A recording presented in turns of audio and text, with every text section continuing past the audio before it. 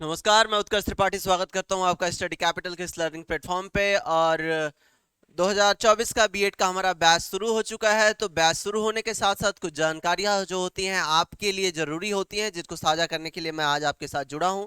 अगर आप बीएड करना चाहते हैं तो आपको ये जानने की इच्छा ज़रूर होती होगी कि बीएड कौन से लोग कर सकते हैं।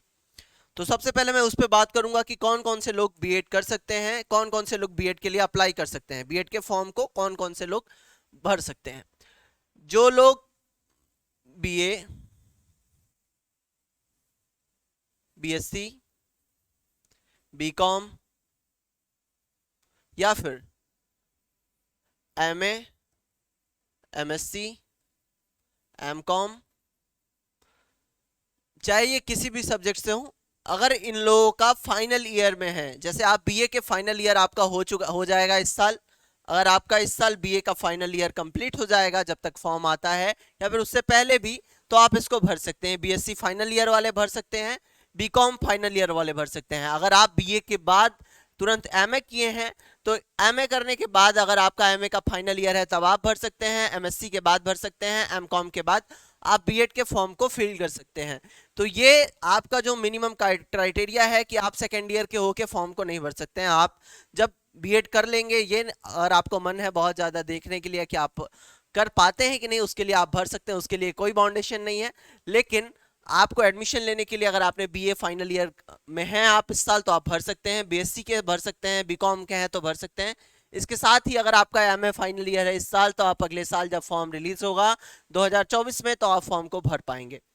तो चलिए बात करते हैं और क्या क्या चीज़ें हैं जो आपके लिए ज़रूरी हैं। तो उसमें सबसे पहले बात करेंगे हम एलिजिबिलिटी क्राइटेरिया पे। एलिजिबिलिटी क्राइटेरिया आपका यह है कि बीएड उम्मीदवारों को आवेदन पत्र भरने से पहले विस्तृत बीएचयू बीएड प्रवेश परीक्षा 2024 के मानदंड की जांच करनी चाहिए कि आप उस पर खरे उतरते हैं कि नहीं। पात्रता मानदंड कई कारकों पर निर्भर करता है कि आप, ये नहीं कि सिर्फ एक ही चीज़ है कि आप बीए में हैं और आप फॉर्म भर सकते हैं। इसके साथ साथ कुछ क्राइटेरिया और होंगी, जैसे कि आपका बीए के जो फाइनल ईयर रिजल्ट बनेगा उसमें आपका जो मिनिमम मार्क होगा वो 50% होना चाहिए। अलग अलग यूनिवर्सिटीज़ में अलग अलग कोर्सों के लिए है, कहीं कहीं 55% है, लेकिन 50 से 55% के बीच में आपका नंबर होना चाहिए। इससे ज़्यादा होना चाहिए, इससे कम नहीं होना चाहिए। ये आपकी सबसे पहली क्राइटेरिया है कि आपका अगर ग्रेजुएशन में या फिर पोस्ट ग्रेजुएशन जब भी आप करना चाहते हैं तो उसमें आपका 50 या 55% मार्क होना चाहिए। अब 50 कब चाहिए, 55 कब चाहिए, इसके बारे में हम अलग से बात करेंगे। आयु सीमा, सबसे पहले आयु सीमा पे बात करते हैं कि आपकी आयु सीमा क्या होनी चाहिए। बीएड ने जो आपका एनटीए है या फिर जो भी आपके स्टेट कंडक्ट कराते हैं बीएड के एंट्रेंस एग्जाम्स को, उन्होंने बीएड करने के लिए कोई स्पेसिफिक आयु सीमा निर्धारित नहीं की है। तो इससे आप बच चुके हैं। आप किसी भी आयु सीमा के हैं, चाहे आप 20 वर्ष के हैं, 21 वर्ष के हैं या फिर 36 वर्ष के हैं, उससे आपको उससे मतलब नहीं है। आप बीएड के फॉर्म को भर सकते हैं। शैक्षणिक योग्यता क्या है? शैक्षणिक योग्यता पे अभी हमने बात किया कि अगर आपका ग्रेजुएशन है या फिर पोस्ट ग्रेजुएशन है, इसके बाद आप बीएड करने के इच्छुक हैं, तो आपका ग्रेजुएशन में या फिर पोस्ट ग्रेजुएशन में वो जो निर्धारित अंक प्रतिशत है 50% या 55%, वो आपका होना चाहिए। अगर उससे कम होता है तो उस दिशा में आप एडमिशन नहीं ले पाएंगे। न्यूनतम योग्यता अंक है आपका, इसी के बारे में अभी हमने बात किया था। आरक्षण नीति क्या है? उम्मीदवार की राष्ट्रीयता क्या होनी चाहिए, इसके बारे में भी हम बात करेंगे। आरक्षण अलग अलग है, सबको वहां पे आरक्षण का प्रतिशत जितना परसेंट डिसाइड है वो मिलेगा। ये बीएचयू बीएड 2024 की ये आयु सीमा वाला प्रश्न हो गया। बीएचयू बीएड 2024 में उपस्थित होने के लिए कोई आयु सीमा नहीं है। साथ ही बीएचयू में ही नहीं, ये अन्य यूनिवर्सिटी जो है उनमें भी ये लागू होता है। इसलिए उम्मीदवार जब भी संभव हो परीक्षा के लिए आवेदन कर सकते हैं, बशर्ते वे शैक्षिक मानदंडों को पूरा करते हों। चूंकि एनटीए ने कोई आयु सीमा निर्धारित नहीं की है।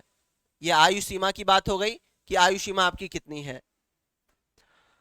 जो उम्मीदवार सामान्य वर्ग से हैं उन्हें स्नातक या फिर स्नातकोत्तर में कम से कम 50% अंक करने होंगे। अगर उनका जो है 50% से कम होगा तो वो फिर एडमिशन लेने के लिए एलिजिबल नहीं होंगे। मतलब आप कोशिश करिए कि स्नातक में आप, अगर अभी आप स्नातक में आपको लग रहा है कि आपका 50% से कम रह जाएगा, तो आप कोशिश करिए और मेहनत करके अपने अंक प्रतिशत को बढ़ाइए, क्योंकि आपको इस 50 के आंकड़े को पार करना है। जो लोग SC ST जैसे आरक्षित श्रेणियों से संबंधित हैं उन लोगों के लिए न्यूनतम अंक प्रतिशत जो है वो 45 है।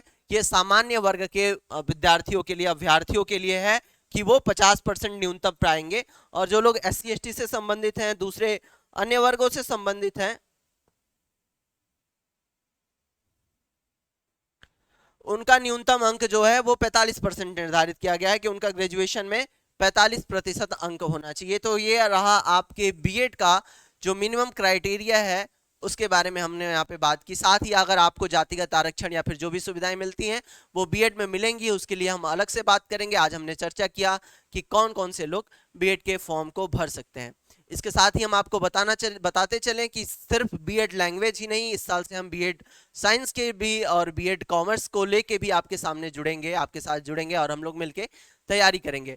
तो सावधान हो जाइए और सतर्क हो जाइए कि आपको क्या करना है। अगर आपने डिसाइड कर लिया है आपको बीएड करना है तो आप पूरे जोश के साथ जुड़ सकते हैं हमारे संस्था से। धन्यवाद।